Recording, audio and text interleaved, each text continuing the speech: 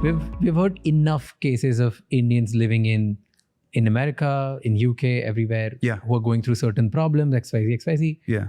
How is it like to be an Indian who's killing it? You think I'm killing it? Yeah, of course you are.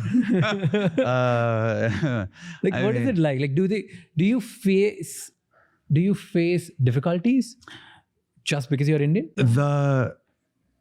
So there's a couple things, man. Like, first of all, it's very sweet of you to say that I'm killing it. That's very sweet. I'm humbled, you know. Of course you are. No, you've had huge superstars on your show, so that means a lot, man.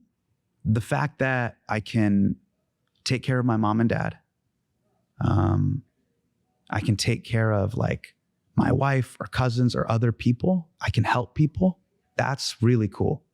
And that feeling of fulfillment of I can be a friend or a brother-in-law or a cousin that you can count on. That's a beautiful thing. That's a beautiful thing that, you know, my cousin in Jamia Nagar can WhatsApp me and I can be like, all right, I got you. Whatever that is, tickets to a show, or, you know, I need to connect you with someone to meet. I can be a facilitator for something positive. That's awesome. Like, that's really cool. Hi all, Akshay here. Really cool. The only thing that I am seeking now is, now that I have kids, is am I meeting my capacity? Of? Matlab, my capacity to, are you giving it your all? For real. And only to family or to only career? I know. Both. Like, if there is some drama or hangama with whoever, chacha, khala, masi, whatever it is, am I giving it my all? Am I being diplomatic, kind? Am I living up to a standard that I'd be proud of? Am I giving it my all? And then with the career stuff, and you know this, like, you know when you're lying to yourself, you know when you're slacking off in school, you know. So am I giving it my all? Am I meeting my capacity? And that's the little stuff to the big stuff. Am I, again, like we talked about at the beginning, am I rigorous with my process? Am I showing up on time? Am I being thorough with my notes? Am I, hey, showing my set? Am I sending it to other comedians that I really respect and admire, the GOATs? Hey, take a look at this before I put the special out. What do you think? Do you have any notes? Do you have any tweaks? Only you know if you're really killing it. Being rigorous. No, it's not about killing it. It's about being rigorous in your process. Does it kill your creativity at some point? So for me, I sometimes ignore the cynical headlines that tell you that art and culture is in a really bad place. I can also equally argue that I think right now, in terms of American cinema, young filmmakers, young artists, there are more comedians than ever that are doing theaters, arenas. I mean, just compared to 2004, there was probably less than 10 comedians that are doing arenas. Zakir Khan just came to this city and sold out an arena, primarily in Hindi. I'm talking about at the time in 2005, there were less than 10 comedians doing arenas in English. It was probably less than 5. Now I could tell you there's probably 20 to 30 that can do arenas. In terms of the number of filmmakers, when I think of the young American filmmakers that are my age, Bo Burnham, the Daniels, Zach Kreger, Jordan Peele, those are just people that come from a comedy background. And you think of the movies that they've made, Get Out, Everything Everywhere All at Once, 8th Grade, like the breadth of the type of art. So while you're showing me an article saying that the movie industry is dying and filmmaking is dying, I'm giving you examples of people that are like changing the genre.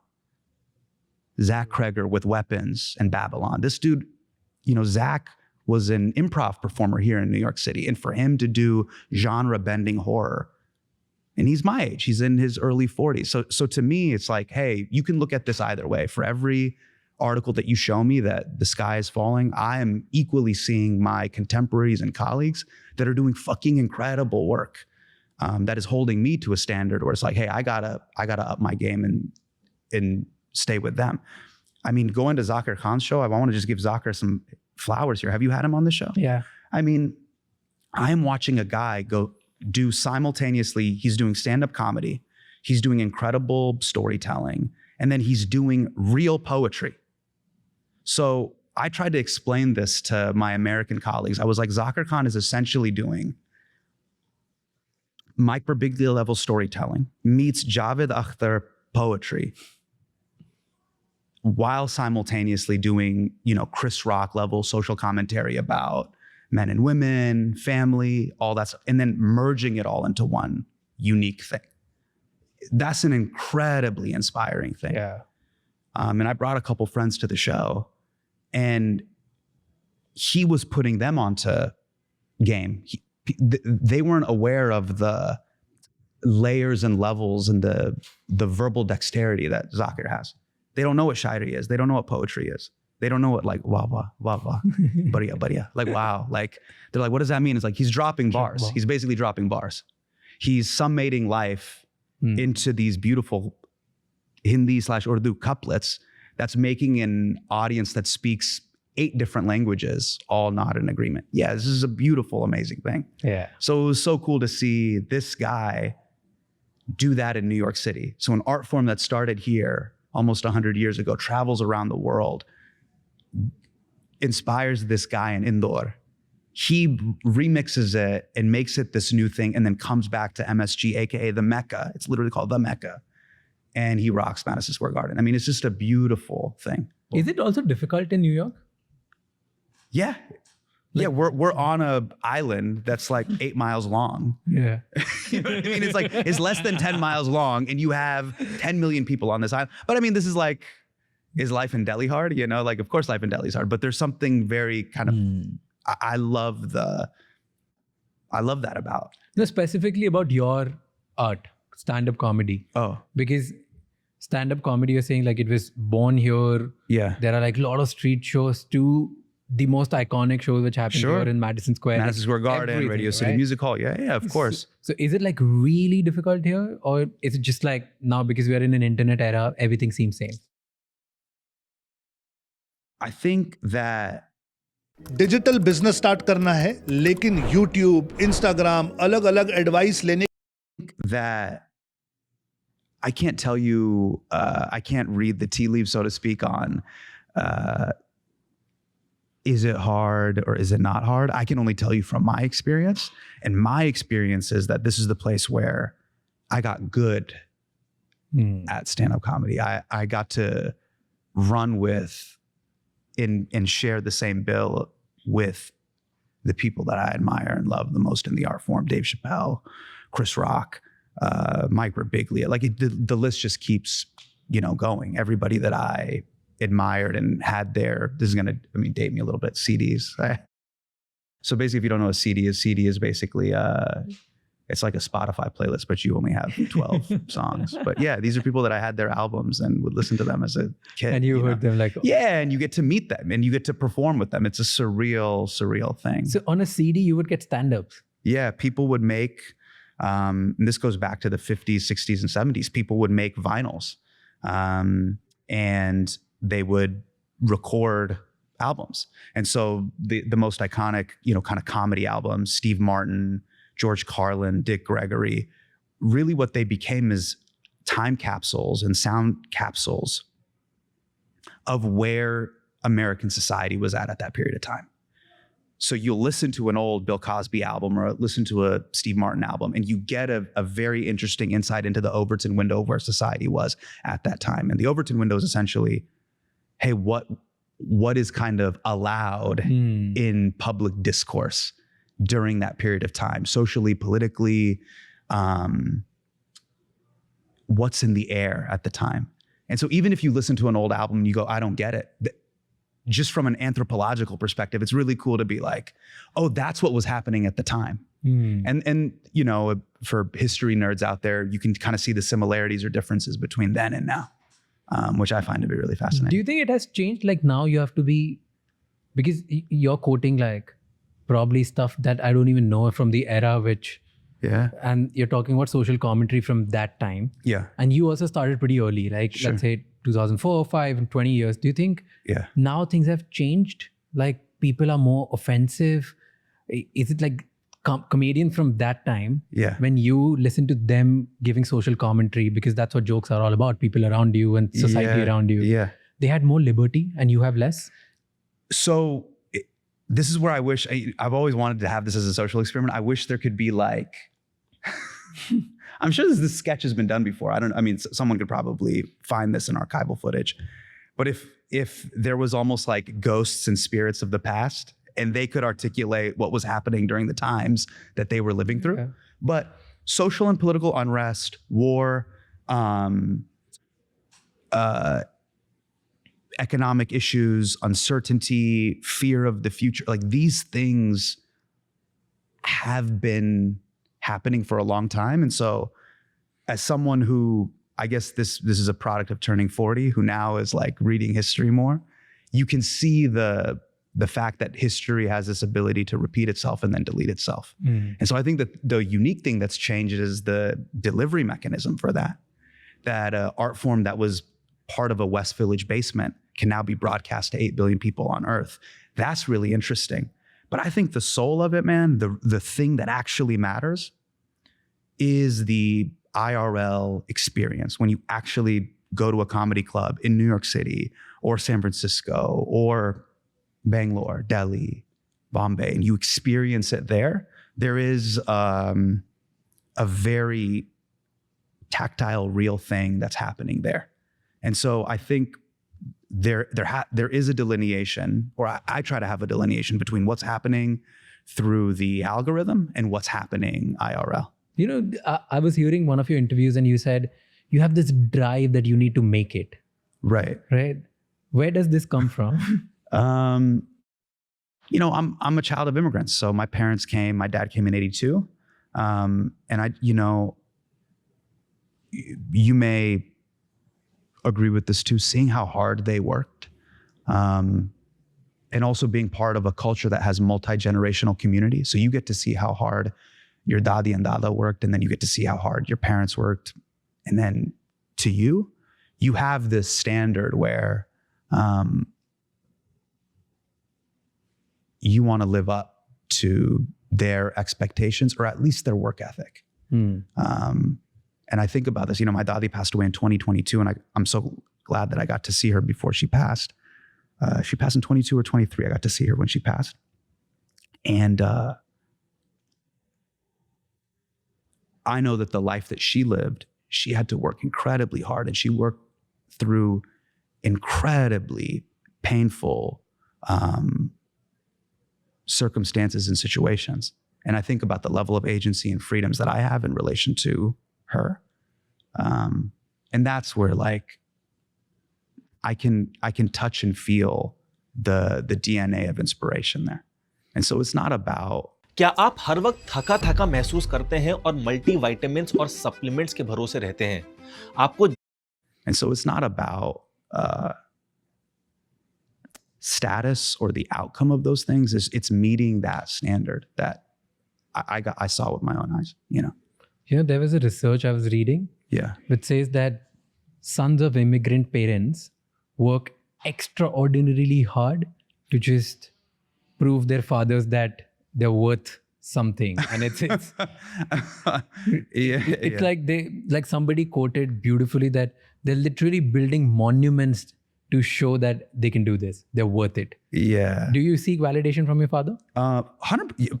Bro, I mean, if I had a healthier relationship with myself, and if I had more self-confidence, I wouldn't be a stand-up comedian.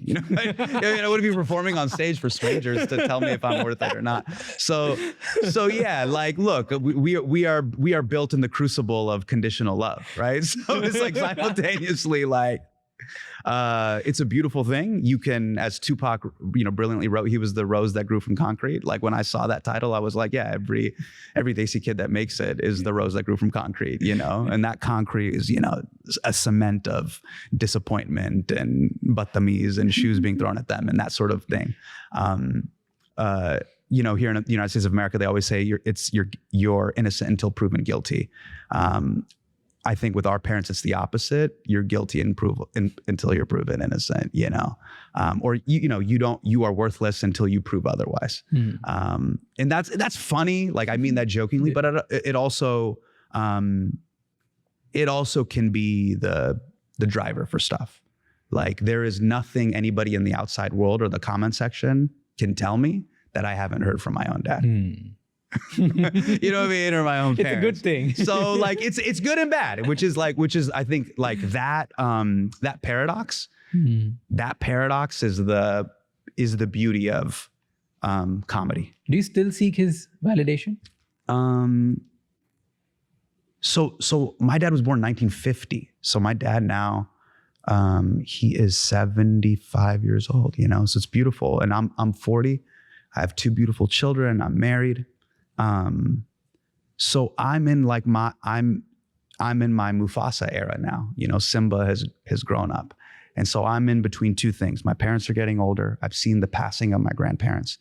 And then simultaneously, my children are getting older. So all of these memories that I had as a child, riding your bike for the first time, you know what I mean? All of these things, watching your first movie in the theater, having a Coke, going to a theme park. I'm seeing this now through the eyes of my children. And then I'm seeing my parents, Dada and Dadi, get to witness this again. So that's where my khushi is, and seeing them take their grandkids to Disneyland. And this time they get to experience it without the stress of having to like any finances. Yeah, samalo, you know what I mean? They're always stressed about that. So that's a very cool thing. It's a blessing.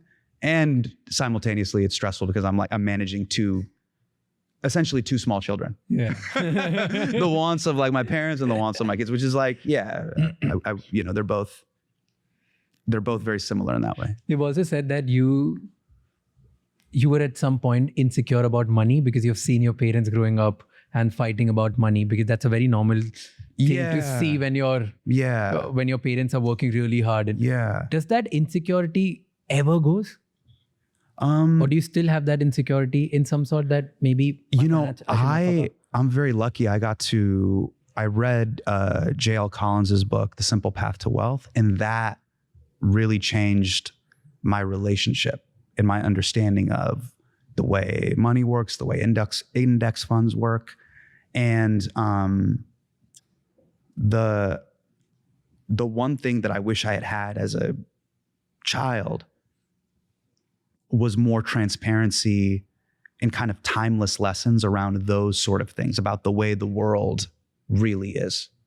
But a lot of the conversations, I think, in our culture, they treat children and they keep them that way of like, go to school, study. You don't have to think about these other things. But the real world isn't a standardized test, and it's not a textbook. And there's a lot of things that you need to understand outside of that. And I'm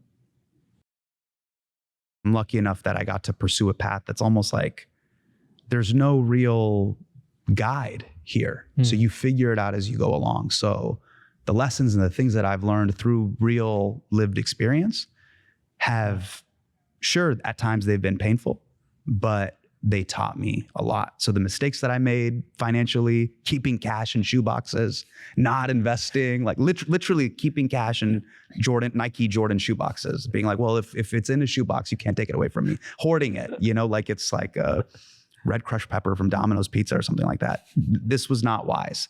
But then I learned, you know what I mean? And that's important. And that's okay. Like, that's okay. That's part of it. Give me an insight which you learned from the book, which you felt like this changed my relationship. Sure. I'll give you a great example. So in the book, J.L. Collins talks about the idea of the Vanguard VTSAX, the index fund. What is the index fund? So on the internet, you'll see a bunch of people that are like, you have to buy this stock, you have to da-da-da-da. The amazingly simple, boring idea of an index fund being self-cleansing. The fact that when you hold the S&P 500, you hold the 500 most valuable companies on the stock market index means you already own Tesla, you already own Nvidia, you already own Apple. You don't have to spend every hour of every day watching CNBC or looking at the money markets. And over the course of 10, 20, 30 years, you will see the beauty and the power of compounding. Hey, I'm Christine Farao and I'm a first-year BSc Chemistry student at MIT WPU. Well, I'm originally through your reinvested dividends. And so something so simple, but so solid. Wait, tell me one thing, which is, so your parents were worried because you were choosing a kind of career where they didn't have any idea about, right? Yeah, I was exchanging certainty for uncertainty. Yeah. So they were worried. But now that you've chosen it, you know the certainties and uncertainties which comes with it. Yes. Would you want your kids to choose this path? Absolutely not. No? 100% no. Yeah, my parents You were made it. You 100% made right. it big, so you should probably be more open, right? You know, like I said at the beginning of the conversation, hey, I'm doing what works for me. So here's I think one thing that's interesting. So you and I were having this conversation. We come from a similar culture, but I think we have an opportunity to be the software update. Yeah. You know, our parents are running Linux or Windows 95, C++, JavaScript. You know, we get to be Ruby on Rails or we get to be Python. We can be an update to that software. And what do I mean by that? I mean this. Growing up, our parents, if you had 2 brothers and 3 sisters, they would run the same program on both of you. Hey, you guys should both be pre-med. You guys should both do this path.exe. Now just execute on that. And I think what's beautiful, what our generation has the opportunity to do is see children or see a person where they are and say, I think this is where your skill set is. This is where your gift is. And let's maximize that. And so for me, that's what I try to see with my 2 kids. It's like, I'm not trying to shape them into being me. I'm trying to see who they are. You know, if you were to ask my dad, what's Hasan's favorite color? He could not tell you. Or like, what's his favorite dish? He wouldn't be able to tell you, you know, he's not meeting me where I'm at. He's like, I need you to do this. It's like the Black Ops. Like, I need you to execute on this mission. I don't care what your interests or hobbies or things that you're into, like, or even your inherent temperament. What are you good at? What are your personality traits that would allow you to succeed or fail at a particular domain?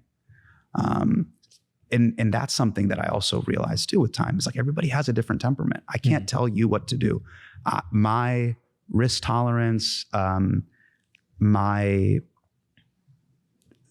drive and desire to want to be on stage, some people may not want to do that. They're like, hey man, I'm an introvert or I'm a private person. I don't want to do, and as they should honor who they are internally, you know? So you'd be okay if they want to choose this career? If they wanted to do it, you know, if they truly felt like they wanted to do it, if they had the internal temperament, the internal like desire and to do all of those things. But man, thank God, like I've kept them away from, they're really young. They're just being kids. They're riding their bikes and just being kids. They're kind of what I do, which is awesome. Because I want them to organically find what they love and like, you know. You know, you've also said something about your career itself, that your entire value depends on whether the guys like you or no. Like whether people like you or not, right? The entire value in the business depends on that. And that would be heartbreaking for my children, you know, for me as a father to watch my children go through something where they have to derive value from what others think of them. So just as a father, that's a tough premise that would be difficult for me because I love them unconditionally. And I think they're deserving of love exactly the way they are. And I hope they don't have to put on and act to get approval for and like, validation. you know what I'm saying? You know, so that's me as a father. Like you would hate to see people that you love unconditionally have to tap dance for that thing. I fundamentally don't like that premise. One of the things that I love, it's so interesting, and this is like a full circle moment where Simba's like realizing the power of Mufasa. So my dad, by trade, is an organic chemist. And one of the things my dad told me, I hated chemistry and physics growing up. I actually like general chemistry. Organic chemistry kicked my ass. And physics kicked my ass. Like it's so hard. So shout out to anyone who does physics or engineering or organic chemistry. It's very difficult. It destroyed me. and biochem. Biochem destroyed me as well. But my dad said this often, that chemistry, physics, sciences, and math are extremely rigorous in the way in which they can be litigated or adjudicated. And I used to kind of like roll my eyes at that. What a robotic way to think. But in a messy, complicated world, how beautiful is it that there are certain languages that unite the world that are incredibly, undeniably rigorous. So it's so funny that you start this discussion with me about like social norms and do you feel like you have to change this or that? But like a math proof is what it is. Yeah. You know what I mean? And the periodic table that like my dad had over his desk at his office for 35 years, he was at the Cali PA for 35 years, remains so rigorous and kind of bullshit proof that this thing that I rolled my eyes at, that I actually kind of see beauty in later on in life. So shout out to, Nudge Me for dropping those gems. Join a globally recognized UGC entitled online university and set yourself apart. With Avity University Online, you get a learning experience built for Nudge Me for dropping those gems. I was reading again that small rejections affect you very deeply.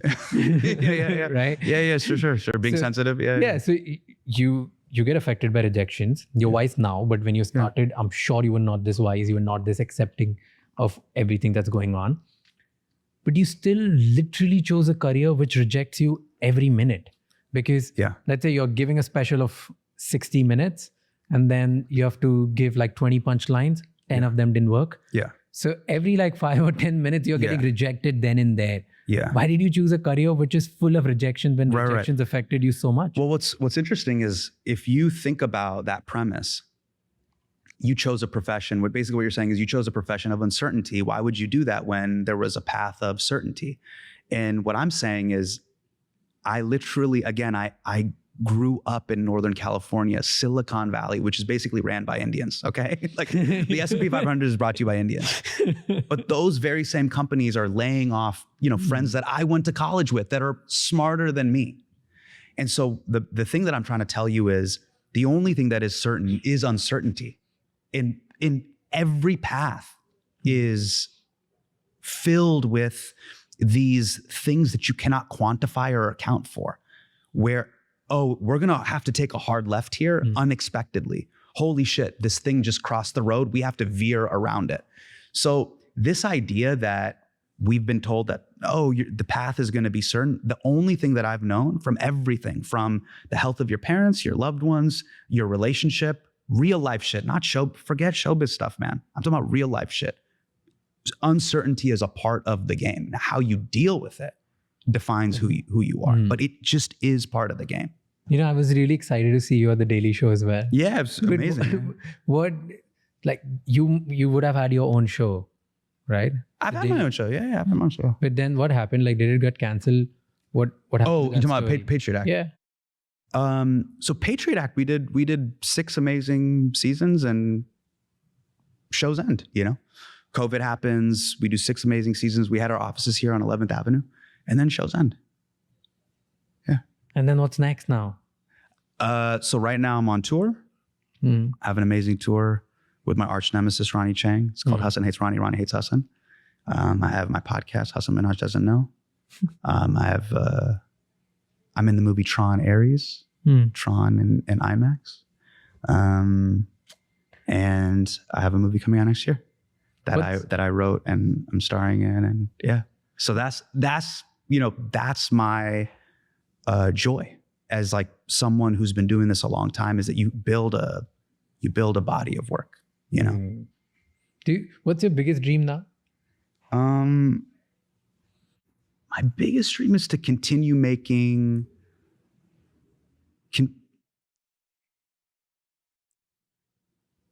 I'll restate this. So when I first started, your biggest goal is, can I make a living pursuing this? And then as you develop and you go like, hey, this is really what I do. This is my craft. This is what I pursue. The goal then is that people come see your work to see what you have to say.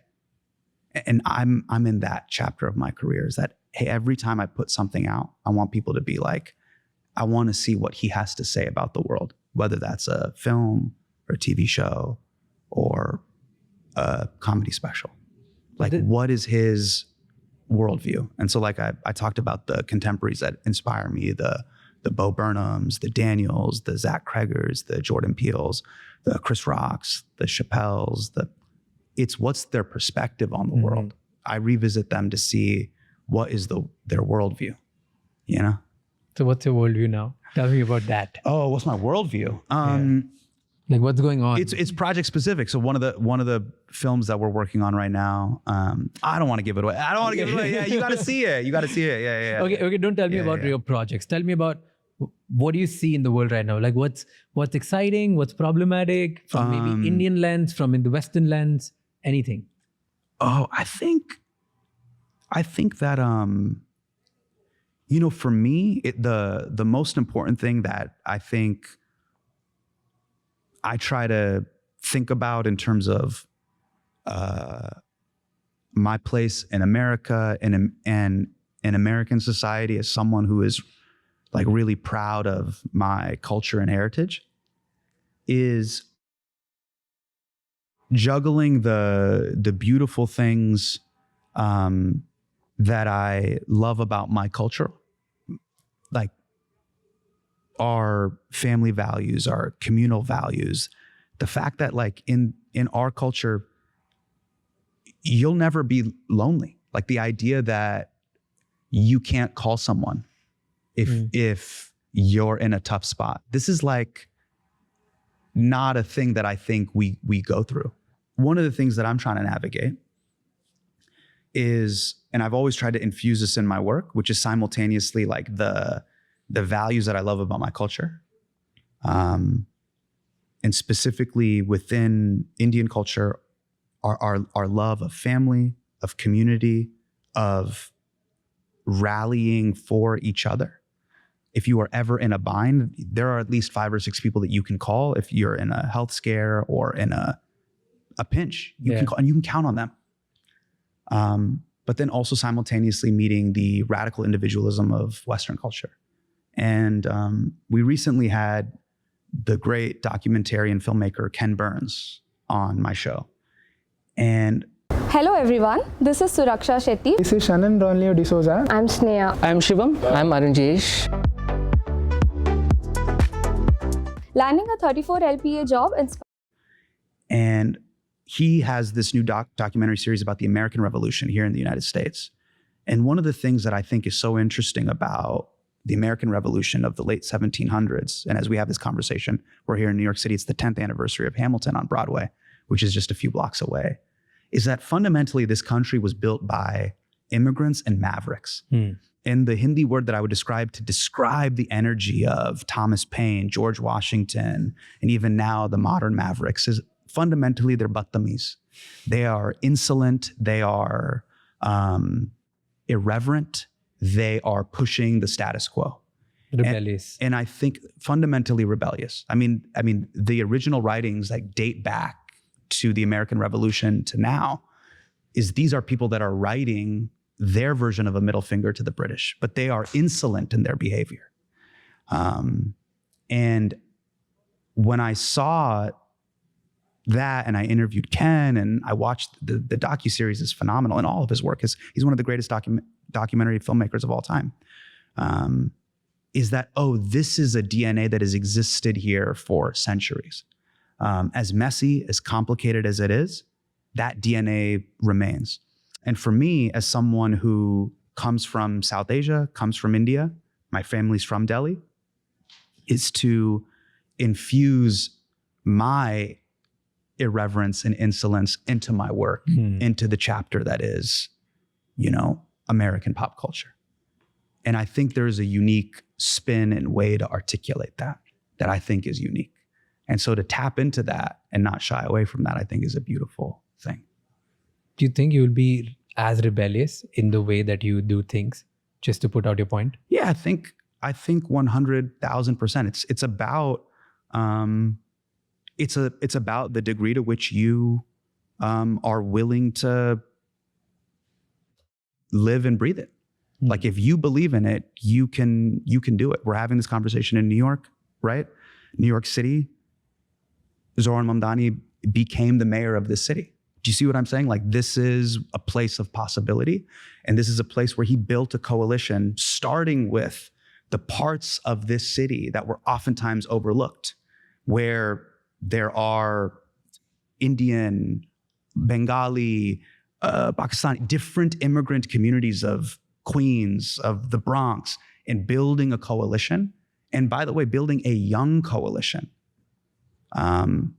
in one of the most important cities on planet Earth. So this is what I'm talking about, which is there is a spirit of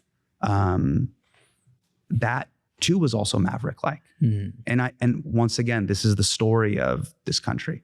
And by the way, shout out to him, you know, like his mother, an esteemed director, Mira Nair, legend. Her body of work is unflinching, going all the way back to Mississippi Masala, unflinching in what she was trying to say as a filmmaker, deeply proud of her culture and heritage.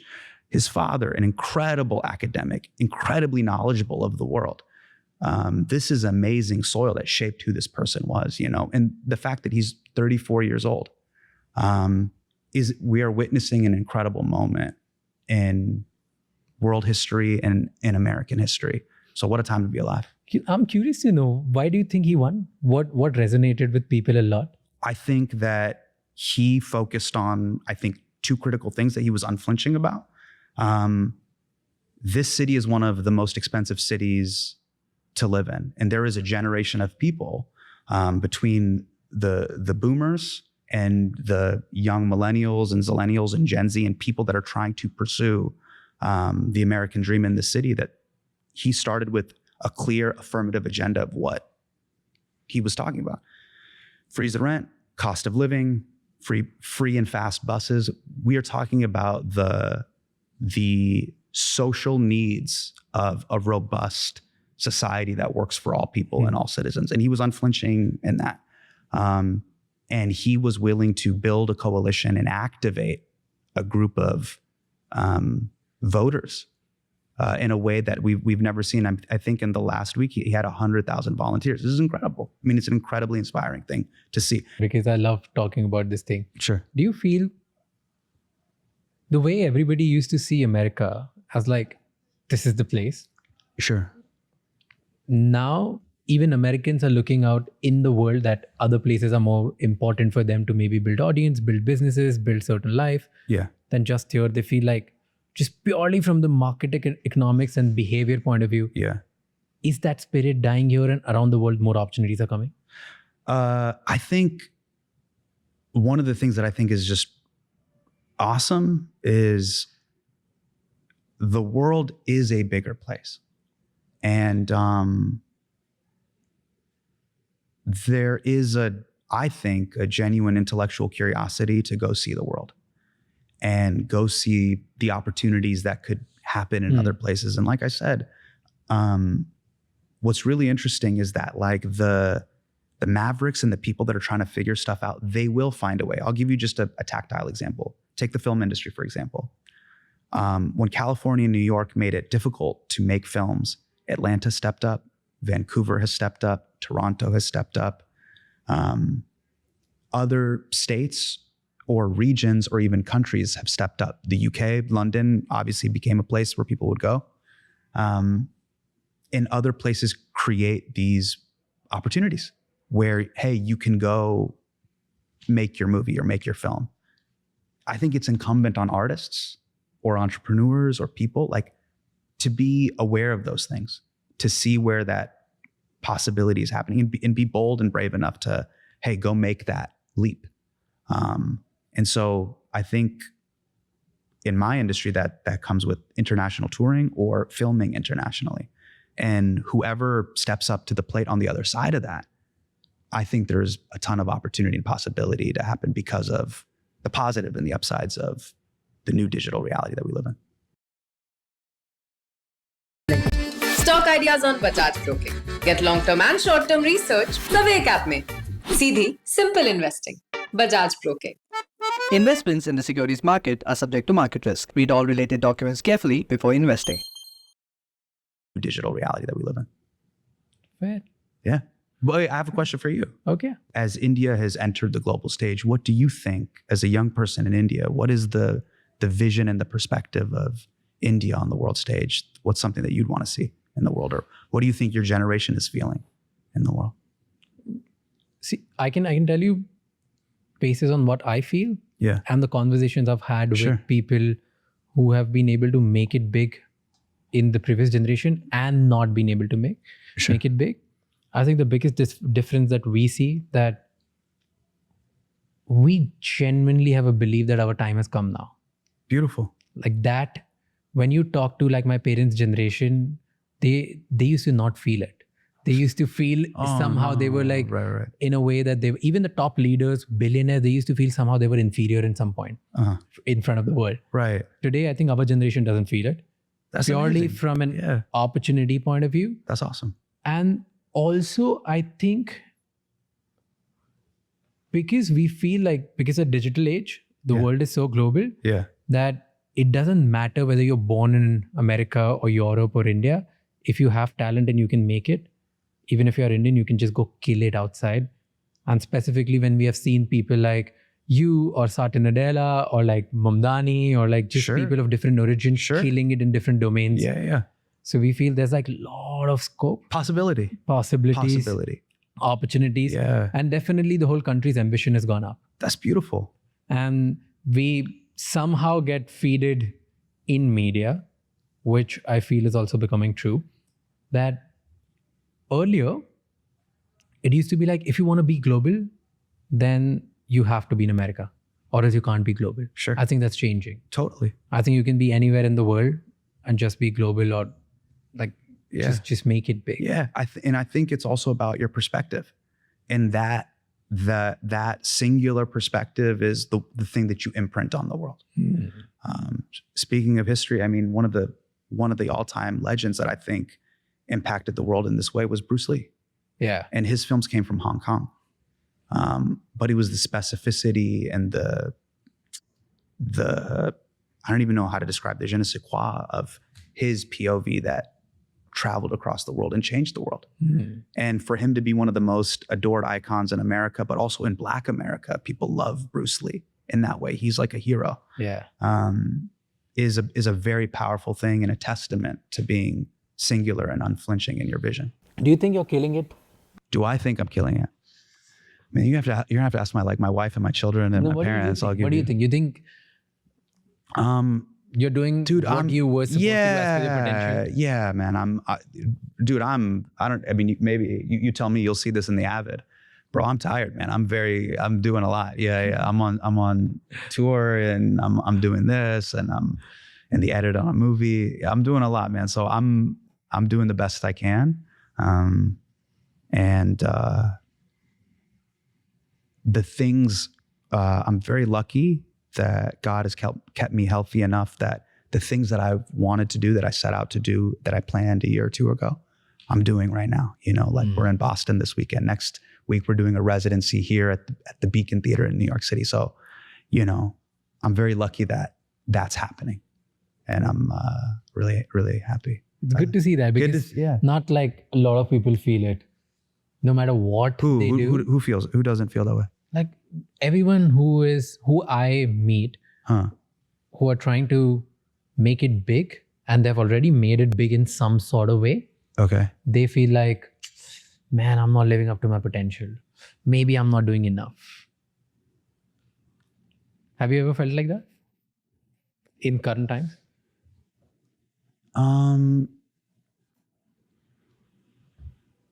The only thing I wish, man, the only thing I truly, truly wish is I wish I was geographically closer to my parents. That's the one thing. I wish they were closer. So my parents, my in-laws, they're in California. We're here in New York. That's the one thing that's tough. My sister, my family, they're in, I'm away from them. That's hard. That's tough. That's the one thing where I was like, I wish I could somehow, Yeah. But again, like this is the thing, like the sliding doors, Yeah, you're in there. I've been thinking about this idea too, which is like what's really interesting in our culture is like everything good in your life is because of your parents and everything horrible in your life is because of your parents, which is it's a very unique thing, which is like, they're like, I owe everything to Ammi, Abbu, I owe you everything. And then you're like, why are you like this? And you're like, my Ammi, my Abbu, they told me, you know what I mean? Like it's simultaneously both of those things, you know? What an interesting paradox that is, right? Okay, because you keep bringing your family again and again. And Yeah. I want to do this last question as well. Okay, Oh, like, God, what do you want your daughter to feel about your success? I just want to be the best father that I can for her and for both her and my son. Just really fill them up and have them have a sense of self-worth and know that like their dad loves them deeply. Like, and they don't have to worry about the rest of the world is going to be what it's going to be. But at home, they have somebody who like really, really loves and cares for them. They never have to wonder like, did I make you proud? I mean, it's an insane thing that there's like, this is very sad. There's like a generation of like men in their 30s, 40s, and 50s that are like, is Abbu happy with me? You know what I mean? It's a crazy thing. Yeah. So they never have to worry about that. They know that they're loved just for being who they are and that they're a miracle in and of itself. And, you know. Beautiful, you know? Yeah. Yeah. Thank you. Yeah. Thank you. Thank you so much. That's very wholesome. It's very wholesome, but it's real. It's real. It's how I feel about that. Yeah. Thank you. Cheers, bro. Thank you for doing this, man. Thanks for having me, man. Thank you. Thank you. Thank you so much for watching this episode till the end. Now you have to do 3 things. Number 1, subscribe to this channel right